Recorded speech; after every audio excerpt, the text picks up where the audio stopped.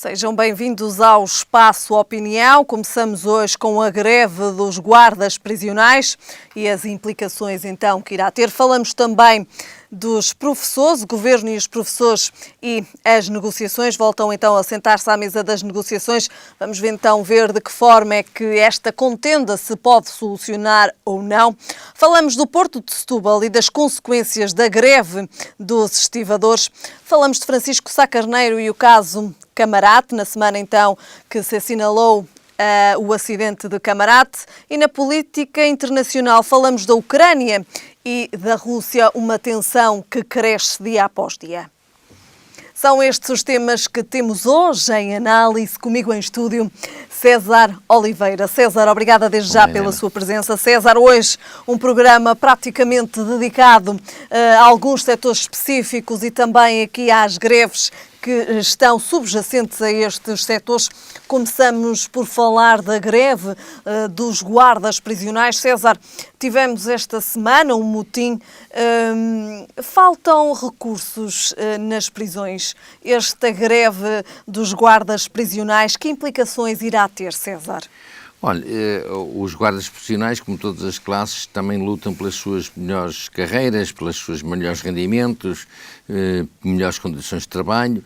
É uma área muito sensível para uma profissão, aquela que eles exercem, lidar com os presos, com as fragilidades, com as psicoses de cada um deles, é muito difícil, embora são eles que escolhem as profissões, mas muitas vezes ao escolher é porque não têm outra alternativa.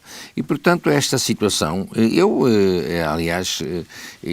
esta greve não se percebe muito bem, porque parou da parte do Governo em agosto negociações ou conversas ou pontos de vista convergentes ou divergentes, parou em agosto. Não é?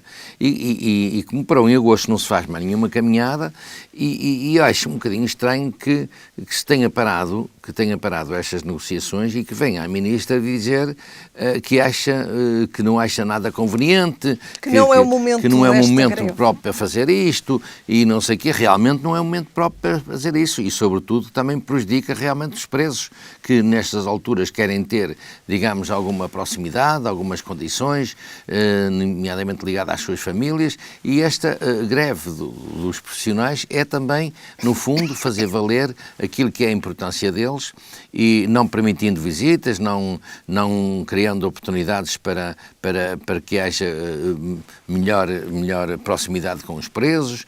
Portanto, o que já levou ao motim esta semana, já assistimos de facto às consequências e em questões também, não é? De alguma forma.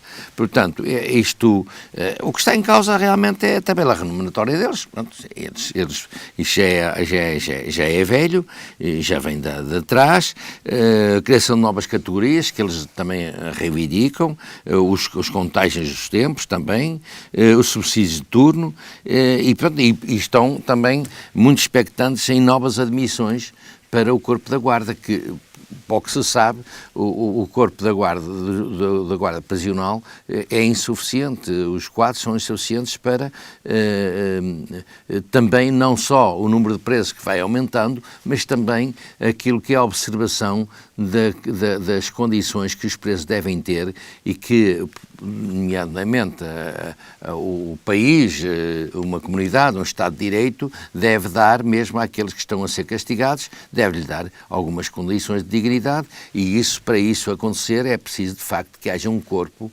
de guardas, um corpo prisional dos serviços prisionais que possibilitem que esses serviços sejam garantidos. Portanto, os presos também são prejudicados. E daí o motim, porque, nomeadamente, eles penso que não estarão contra aquilo que é a luta dos guardas por melhores condições, mas querem ver também as suas condições a não serem perturbadas e de uma forma especial aquela questão das visitas e de alguma liberdade dentro da prisão que os guardas, para eles terem, têm que acompanhar. Ora, se não têm de facto pessoal suficiente para acompanhar algumas liberdades que os presos devem ter dentro da prisão, portanto, os preços ficam condicionados. Portanto, é todo um conjunto de coisas que provoca, e do lado dos guardas, os profissionais da guarda, também estão a aproveitar esta oportunidade,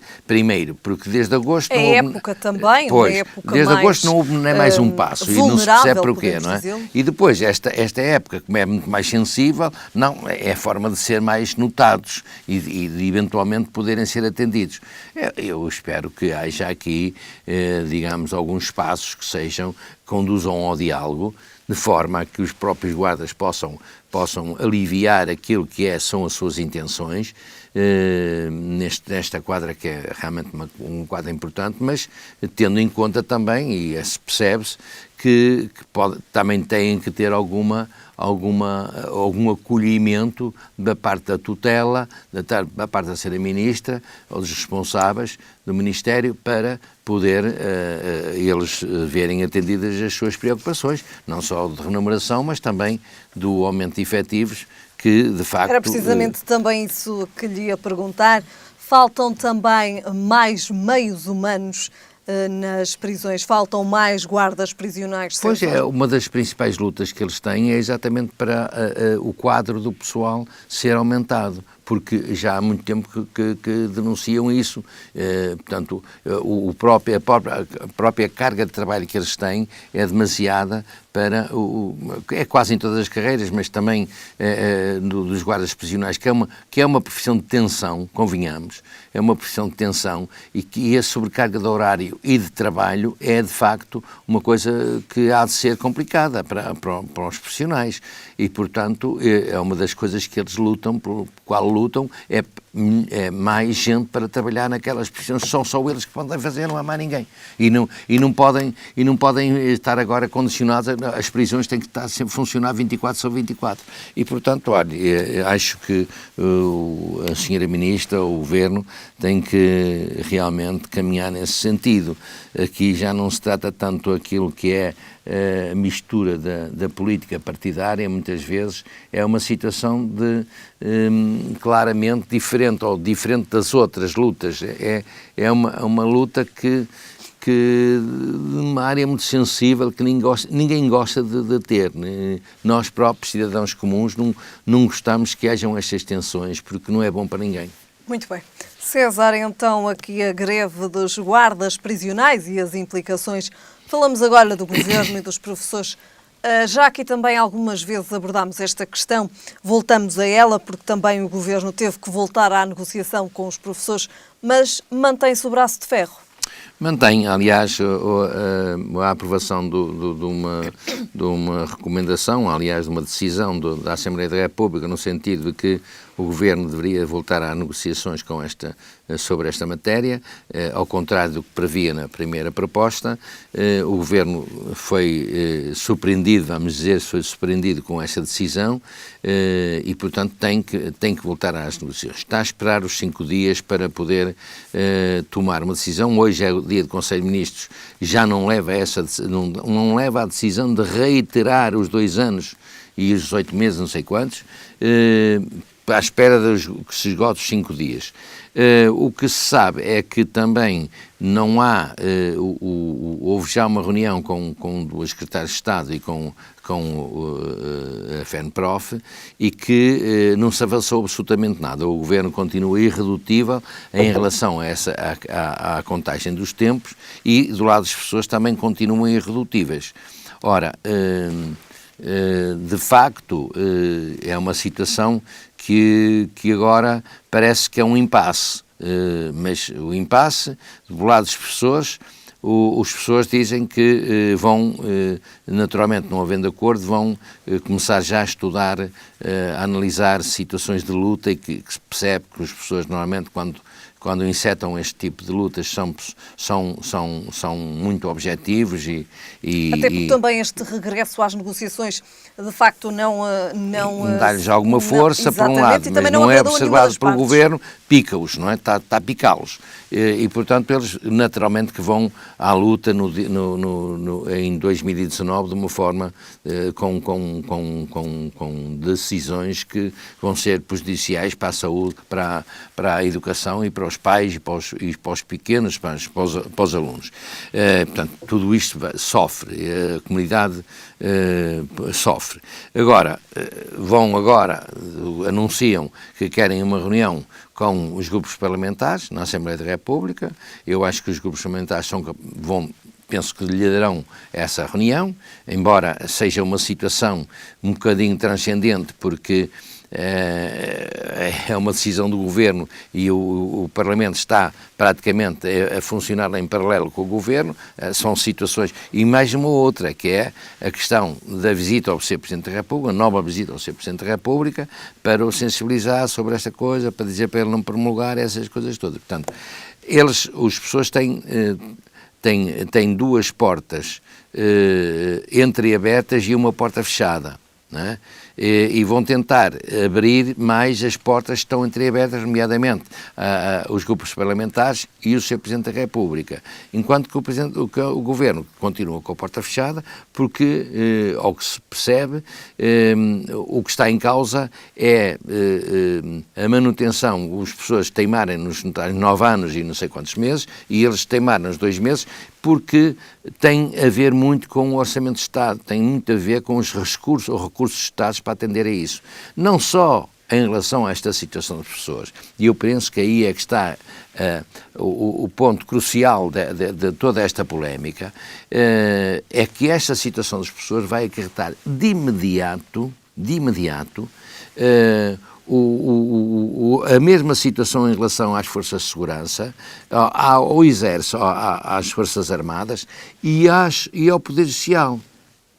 Portanto, isto, pelo menos, depois há outras carreiras acessórias. Portanto, isto vai acarretar, e percebo a posição do Governo, é que se abre um pouco a caixa, não é?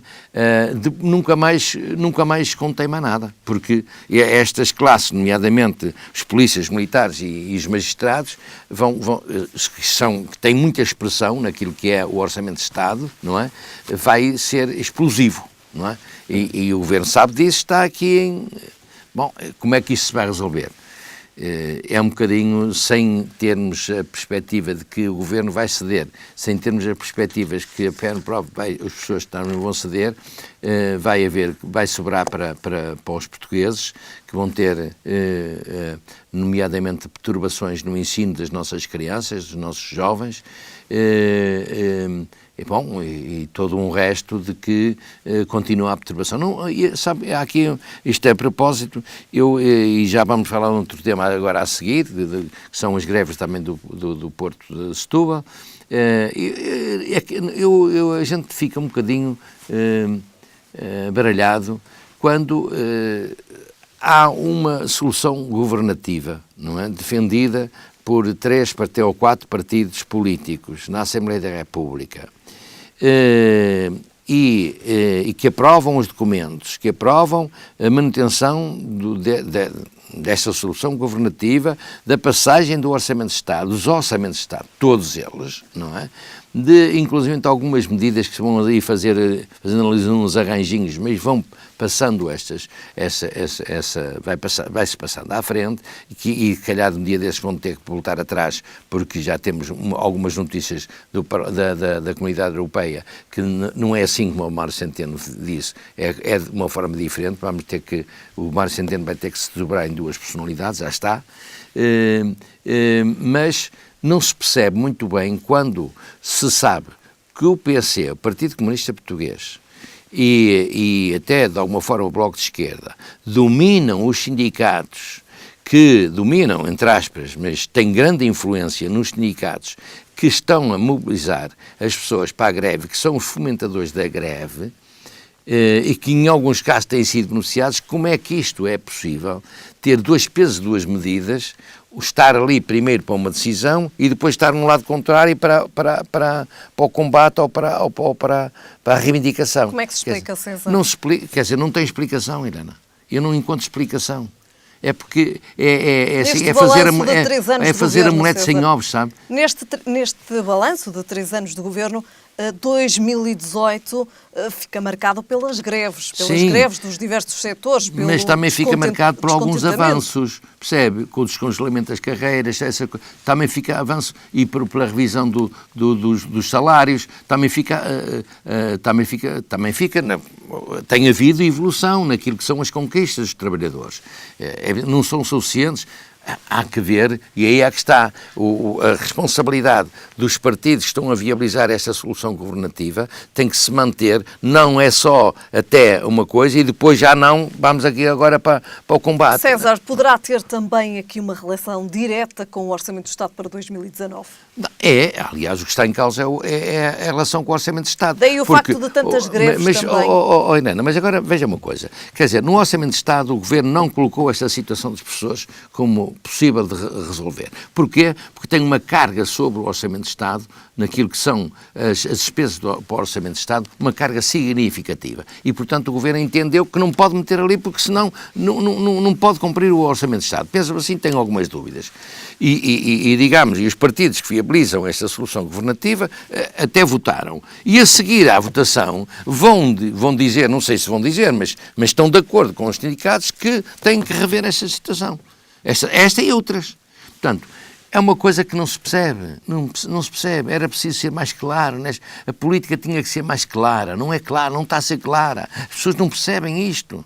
Não percebe, não pode haver dois pesos, duas medidas, Helena. E falamos já de seguida e ainda na sequência das greves, precisamente porque são três temas que estão também eles diretamente ligados às greves. Falamos, pegando ainda no Orçamento do Estado para 2019, falamos agora do Orçamento do Porto de Setúbal e das consequências da greve dos estivadores. Falávamos da greve dos guardas prisionais, falávamos dos professores e que 2019 poderá então aqui também transformar-se num ano em que os professores vão também recorrer certamente a esse mecanismo para fazer valer aquilo que pretendem. Claramente. E falamos agora da greve dos estivadores, aqui com consequências mais graves. Consequências gravíssimas na área económica e da estabilidade do próprio país. Como sabem, movimentos portuários geram muita riqueza através daquilo que é a saída de mercadorias e a entrada de mercadorias e de bens do país e para outros países. E, portanto, quando se mete aqui uma areia ou um pedregulho nesta engrenagem, o que é que sofre? A economia. Porque, naturalmente, as empresas se fabricam os seus produtos e está provado que o nosso crescimento tem que passar claramente, de uma forma inquestionável, pelos bens transacionáveis, portanto, ou seja, pelas exportações. Ora, se as exportações são prejudicadas por causa dessas greves nos portos, portanto, não faturam. Enquanto não podem as mercadorias seguir, não faturam. Ora, não faturando, a vida nas próprias empresas fica condicionada. Ora, fica condicionada as regalias dos trabalhadores. Ora, fica condicionada a questão da manutenção das empresas. Fica tudo condicionado. Aqui, o que está a passar com esta situação, a ministra, ou que os grevistas de Setúbal reivindicavam, a ministra estabeleceu alguns princípios de acordo, e juntamente com, e penso que eu acho que até deve ter, digamos, sensibilizado uma empresa que se chama Oprestiva, para que mudasse aquilo que era a posição inicial na contratação de mais trabalhadores dos precários para efetivos. Isto foi conseguido. Há ali mais uns acertos que eles dizem que não estão em causa. Agora o que está em causa é que não avançam enquanto não for resolvido também o problema do Porto de Sines e o Porto de Leixões. Portanto, estão a juntar. Ora, o que está a acontecer é que está neste momento os operadores, Como é que fica a viabilidade do Porto de Setúbal? Fica muito prejudicada, porque enquanto este tempo todo está parado, os exportadores procuraram outras soluções, e algumas soluções até mais vantajosas, embora mais distantes, mas são mais vantajosas, como são os portos de Espanha. E, portanto, o que é que está a acontecer? Está a ser tudo canalizado para a Espanha. E aqui, um dia, se é aqui em Leixões, são todos canalizados para a Galiza. E estamos a falar de coisas deste tipo. não é? E, portanto, como são canalizadas, menos mercadoria, menos trabalho nos portos e mais dificuldades para as empresas. Não é bom. Não é bom, claramente que não é bom. Era preciso que não se tivesse deixado de chegar a estas coisas, a estes extremos, e é preciso também que os trabalhadores tenham a noção, de facto, que estão... Bom, eles têm, até porque sabem, ao fazer greve, que estão a ser notados e que têm que ser observadas as reivindicações deles. Mas, lá está, é a responsabilidade dos sindicatos que têm que ter um bocado a noção daquilo que é o todo de um país e não um setor específico de cada vez. É agora outro, agora outro, agora... Durante este ano de 2018 têm sido sucessivas greves em todos os setores, apesar do Governo, na minha opinião, ter feito muitos esforços no sentido de atender aquilo que são a melhoria dos trabalhadores. Eu considero isso. Sinceramente, não percebo. São as tais coisas que eu não percebo. Mas esta coisa dos portos é preocupante, porque nós recuperamos um passivo muito significativo do momento dos nossos portos. Os nossos portos estiveram quase todos abandonados e recuperaram há uns anos atrás, foram vindo a recuperar. E agora estão-se a esvaziar. E se continuar a esvaziar-se, ou se isto calha bem, se as pessoas se sentem bem para onde foram pontualmente, se calhar já não voltam. E isto quem é prejudicado? Somos nós todos.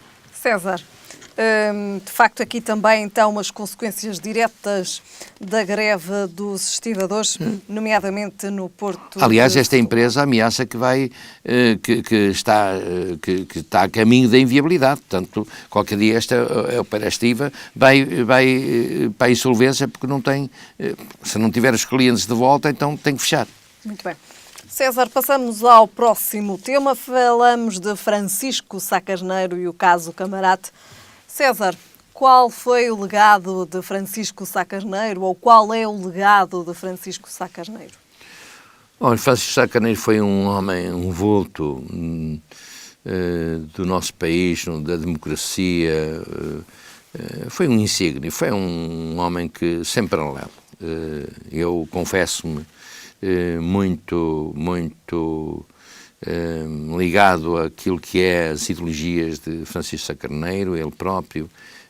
Foi com ele que eu também abracei as causas da social-democracia, e é um homem de uma estatura moral, de uma convicção, de uma justeza que quem o conheceu como eu o conheci, de facto, temos sempre uma nostalgia quando se fala do Sá Carneiro, e se calhar também sentimos um vazio muito grande, porque, de facto, por muito esforço que os políticos que lhe sucederam tenham feito, de facto, não tem paralelo com Francisco Sá Carneiro, e por isso é que ele é recordado sempre pelo exemplo, a exemplaridade. E falamos aqui hoje das convicções, sobre Francisco Sá Carneiro, precisamente porque a 4 de dezembro se assinalou mais um aniversário da morte de Francisco Sá Carneiro, do caso que ficou então conhecido como o caso Camarate. Pronto, o caso Camarate é que foi claramente está provado, mais que provado. Aliás, foi abandonado à conclusão porque, entretanto, houve um senhor que morreu, um tal César Moreira, como penso que se saberá ou se recordará, que morreu de uma forma esquisita, e ali a fazer testemunhar, e era uma testemunha que era conclusiva do processo, e ele próprio tinha já assumido o custo, o pagamento de inspeções ou de investigações particulares a este caso, visto que as investigações que eram feitas oficiais não eram conclusivas, não avançaram, ele próprio custeava isso. Portanto, o testemunho dele era um testemunho porque, na verdade, ele é que era detentor da propriedade do avião em que Francisco Sá Carneiro morreu, e, portanto, ele morre com uma companheira, asfixiado dentro da sua casa, de uma forma estranha, nada explicado, as coisas não foram devidamente analisadas pela medicina legal, e, portanto, e acabou. O assunto ali foi concluído, que de facto não está cá ninguém que diga assim, isto foi assim, isto passou-se assado. Não há dúvida que há factos que indiciam que de facto houve ali o acidente provocado. O Sá Carneiro era uma pessoa, o Sá Carneiro e Adelino Moreira da Costa eram dois estadistas que estavam a ser muito incómodos para a comunidade, nomeadamente internacional. convenhamos, não era só para o nosso país, era para a comunidade internacional. E de alguma forma, portanto, isto aconteceu. Aconteceu com um estadista, podia ter aconteceu com um estadista e com 2 estadistas e com mais alguns que os acompanharam. Ainda um dia houve uma homenagem ao Patrício Gouveia, que era outra pessoa que, embora na retaguarda, era um homem de grande categoria, portanto, quando se elimina pessoas desta natureza, depois com as convulsões que isso provoca para a estabilização novamente do sistema, demora muito tempo. E demorou muito tempo no país que houvesse alguma estabilidade política nessa matéria. O Sá Carneiro tinha ganho as eleições, era primeiro-ministro, havia umas eleições para Presidente da República de Soares Carneiro, apoiado por Francisco Sá Carneiro, que se podia desconfiar que podia ser ganhadora, e, portanto, há que matar as coisas, e foi o que aconteceu, toda a gente percebeu isso.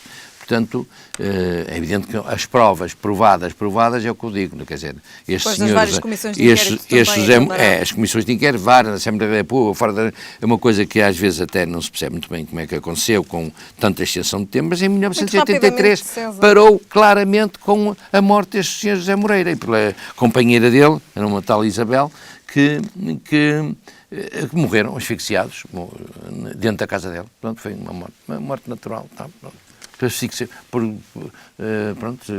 Insuficiência respiratória. Olha, isto é muito nostálgico, por um lado, mas sem a parte da nostalgia, eu sinto que essa foi uma perda que o país teve muito relevante e que, o país continua, há pessoas que vão continuando os seus saberes, mas, de facto, esta fazia-nos muita falta. Muito bem. César, para fecharmos hoje o Espaço Opinião, falta-nos falar de política internacional. Muito rapidamente, a Ucrânia e a Rússia estão em tensão crescente. César, é um tema preocupante? É um tema preocupante, que é ali uma situação latente. Os russos gostam de dominar, não é? E, de facto, a Ucrânia é um país com fronteiras, com os portos, com limitações. Portanto, os russos aproveitam tudo possível e imaginário para poder perturbar aquela nação. E portanto, isso é uma ambição claramente que está comprovada pela Rússia, que gosta do domínio naquele território. E pronto, se calhar não desistem, e os ucranianos também não desistem, porque é um Estado, é uma nação. A comunidade internacional não pode ficar impávida e serena em relação a esta matéria, e eu temo que isto possa, se a Rússia, nomeadamente, não observar isto de uma forma diferente, eu temo que estas coisas as perturbações comecem a avolumar e que a comunidade mundial sofra com isso. Muito bem. César, terminamos então hoje um Espaço Opinião em que a maioria dos temas esteve relacionada com as greves. Terminamos a falar da política internacional e relembramos ainda também o acidente de Francisco Sá Carneiro e o caso que ficou então conhecido como o caso Camarate. César, voltamos a ver-nos na próxima semana. Boa semana. Até para a semana. Foram então estes os temas hoje em análise no Espaço Opinião. Estamos de regresso amanhã.